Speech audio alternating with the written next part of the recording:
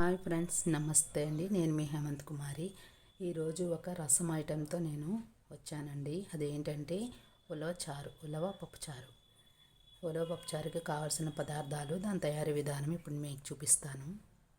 మొదటిగా ఉలవలు నానబెట్టి రాత్రి శుభ్రంగా తెచ్చి వేపేసి బద్దలు తీసి పొట్టు తీసిన ఉలవల్ని నానబెట్టి రాత్రి మార్నింగు పప్పుచారు చేసుకునే ముందు దీన్ని శుభ్రంగా ఉడికించాలండి.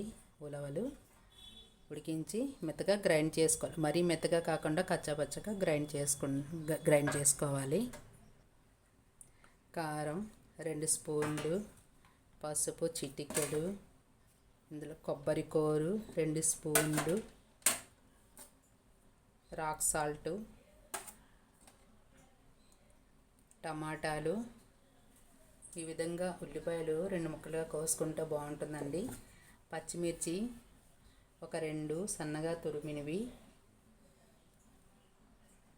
నిమ్మకాయంత చింతపండు రసం తీసి పెట్టుకున్నాను. ఆయిలు అంతా మరిగిన తర్వాత పోపులకి ఆవాలు, జీలకర్ర, కరివేపాకు, వెల్లుల్లి, ఎండుమిర్చి. ఇప్పుడు కావాల్సిన పదార్థాలు చూసాం కదా. ఇప్పుడు ఈ ఉలవల్ని మెత్తగా గ్రైండ్ చేసుకుంటాను.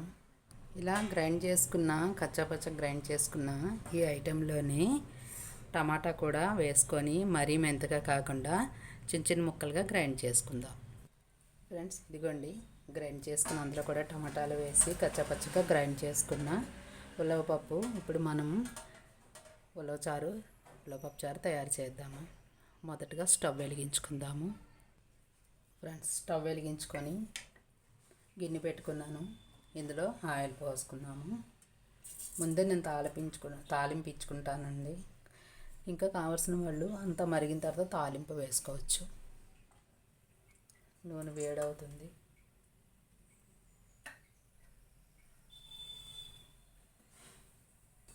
నూనె వేడైంది. ఇందులో తాలింపు గింజలు ఇచ్చుకున్నాము. ఆవాలు, జీలకర్ర వేసుకున్నాను. తర్వాత కరివేపాకు, ఎండుమిర్చి, వెల్లుల్లి.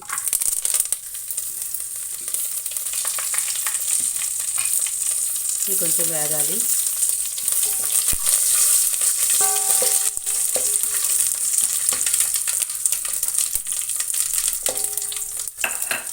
తాలింపు వేగింది కదా, ఇందులో పచ్చిమిర్చి, ఉల్లిపాయలు వేసుకుంటున్నాను. ఇది కొంచెం వేగాలి.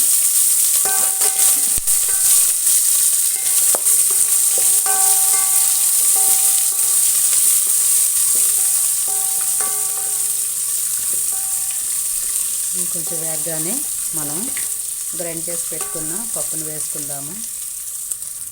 ఇవన్నీ గ్రైండ్ చేసిన పప్పు వేసుకుందాము. ఏమీ లేదండి, అంతా వెంటనే వేసి మరిగించుకోవటము. ఇందులోనే చింతపండు పులుసు వేసుకుందాము. రసం తీసుకున్న చింతపండు పులుసు.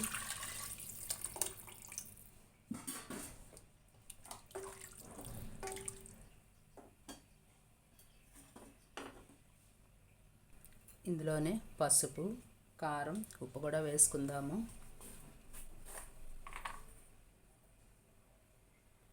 పసుపు,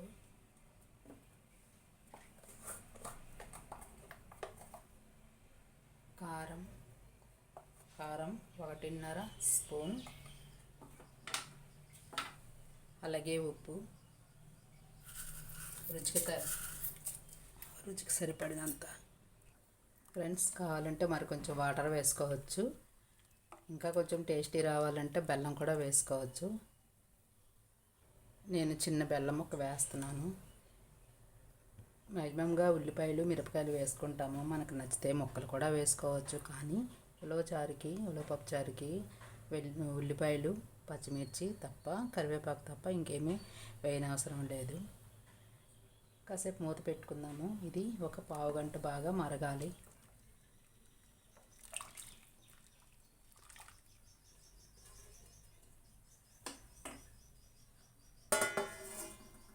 పావుగంట మరిగాక చూద్దాము. ఫ్రెండ్స్ మూత తీసి చూద్దాము. అబ్బో చాలా బాగా మరుగుతుంది. చక్కని స్మెల్ కూడా వస్తుందండి. ఇందులో ఒక కరివేపాకు రెమ్మ వేసుకుందాము. అలాగే కొబ్బరి పొడి కూడా వేసుకుందాము.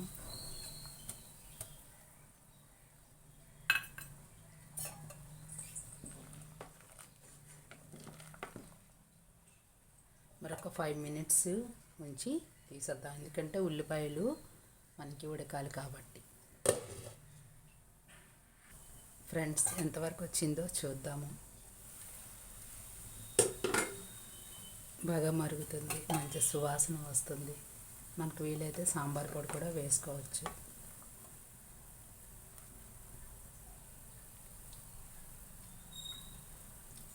చాలా బాగుందండి.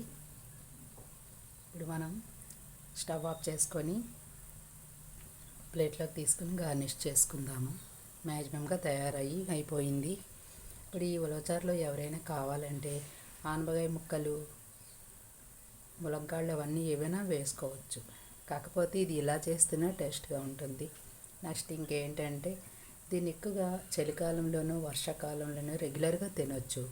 ఇది ఎక్కువ వేడి పదార్థం కాబట్టి ఎండాకాలంలో నెలకి ఒకసారైనా చేసుకుంటే మంచిది ఫ్రెండ్స్. Okay friends, అయిపోవచ్చింది. నేను స్టవ్ ఆఫ్ చేసి ప్లేట్లోకి తీసుకొని గార్నిష్ చేస్తాను. ఫ్రెండ్స్ చూస్తున్నారు కదా, ఎంత సరికొత్త మంచి రుచికరమైనటువంటి ఉలవ పప్పు చారు. ఇది చాలా టేస్ట్గా ఉంటుంది, మన ఆరోగ్యానికి చాలా మంచిది. సరే ఫ్రెండ్స్, ఈ చారు మీరు కూడా మీ ఇంట్లో తయారు చేసుకొని టేస్ట్ ఎలా ఉందో చెప్పి నా కామెంట్ రూపంలో చెప్పండి. అలాగే నా వీడియోని షేర్ చేయండి, లైక్ చేయండి, సబ్స్క్రైబ్ చేయండి friends. Thank you so much.